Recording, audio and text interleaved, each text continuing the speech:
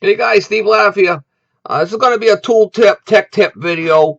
I told you I would try to bring in a lot of the stuff that's on this week was, people had asked me about stuff I used in the videos. So I try to bring those questions that I had about, well, what kind of tool is that? Can you show us what that's about? And I'll try to bring that in the video. And I added a couple other things. And every week I'll do something different.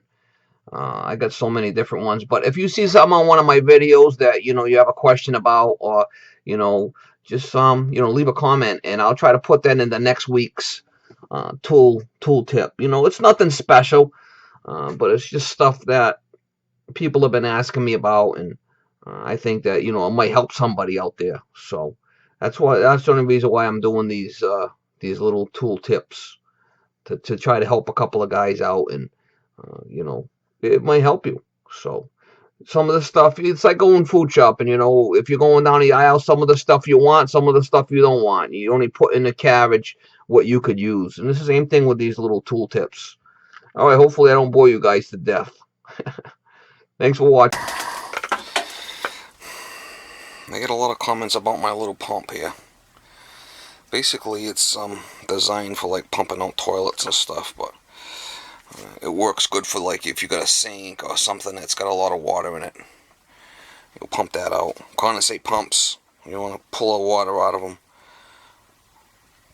I got a brand new one in the garage. Let me get it and I'll show you what exactly the company it's from and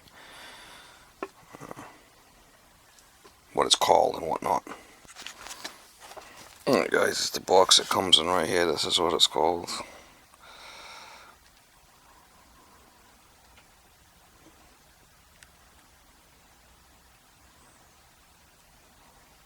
Last drop. Toilet suction gun. Wolverine brass is the part number right there.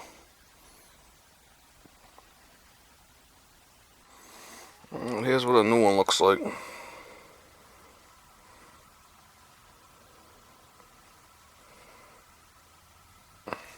Now, Wolverine brass is supposed to be a licensed plumber to buy from these guys, but I don't know if you go online, you might be able to buy it. If you look at this end right here, I usually take that end right off. Well, it breaks off, it pops off, but that's the way it comes. It's got an end on it. But this company here is basically, supposedly, only sells to plumbers.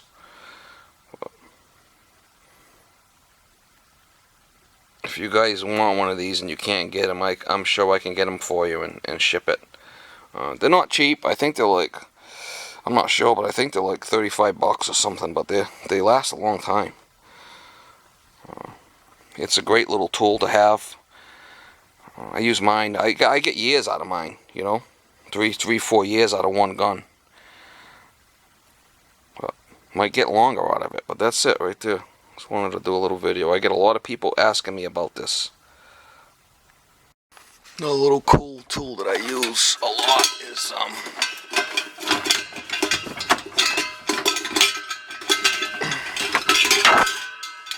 for the plumbers out there that are working on water mains and water meters. We get electrical jumper across the water meter. And you got to work on that jumper. I got these jumper cables I made. If you have to, ever take the jumper cable off a water main temporarily, I put this on there while I replace, the new jumper.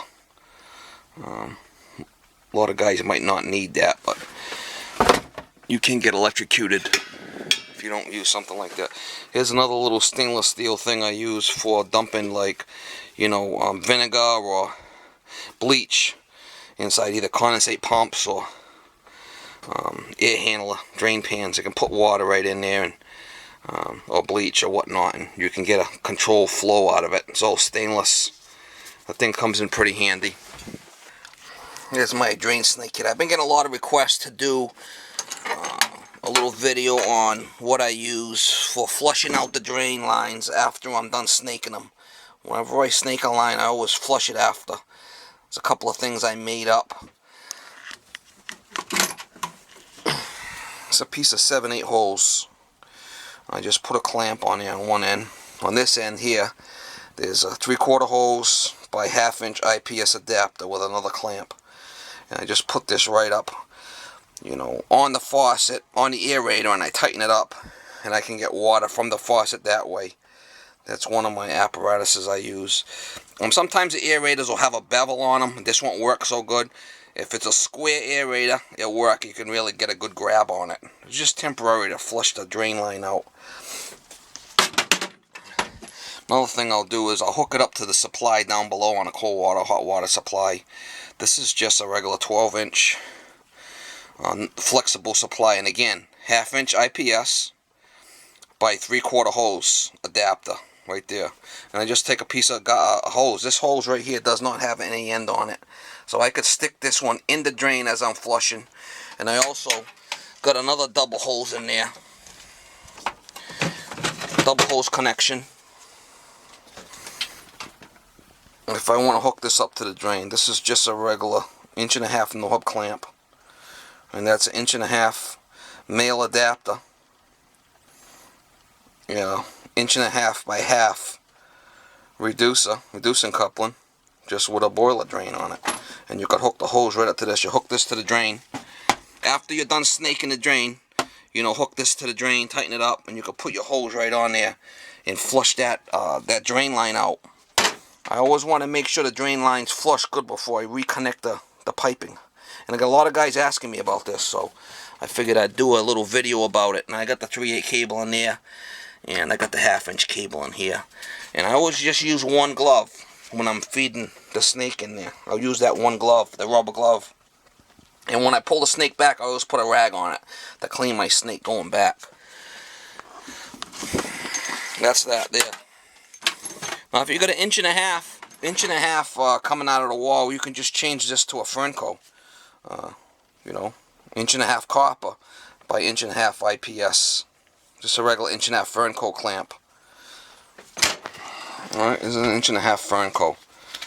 This is 1.5" IPS or PVC by 1.5" copper or 1.25" IPS. So you just have to use one of these. You just change the clamp. You know, I also got one of these in 2-inch too. In my kit here somewhere. I got one in 2-inch in case I need it.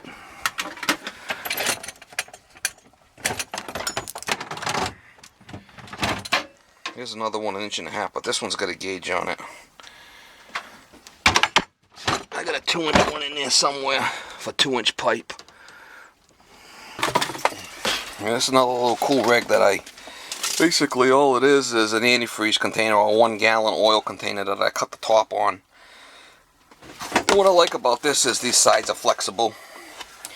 And I love this little thing. I use one for my oil kit. You can see I got one in my oil kit there, same thing. And I use this like for under the tubs and under a sink or under a toilet if I gotta catch water. These things work great. And it's cheap, you know, it's like an antifreeze container, just cut the top off. This is a good little tip. I really like this. You can put pots in this if you're working on cars. They're lightweight and they're cheap and they really stand up good. It's a great little tip for a container. Alright guys, one last thing for this week. I got a lot of guys asking me about this slide drivers. Basically it's 1/4 inch. If you pull it, you push it in, it's 5/16. No, I'm sorry, if you push it in, it's 1/4 inch. Okay, and if you pull it out, it's 5/16. They come in different sizes. The long, the regular one, and then the stubby. It's called a slide driver, I believe. Get them on eBay. They're nice little things. The only thing I don't like about this is on a 1/4 inch pot. You pop it in, the head's awful big. Sometimes you can't get it in on stuff because it's too big on a 1/4 inch. That's what I've run across. But it is what it is, you know. It's got a good size. You see it when it's on the 1/4 inch. It's a good size head on there. So that's the only complaint I have about them. I think Mikey did videos back on them way in the day. But that'll be the last of the tool tip. I've been getting a lot of questions about these also. So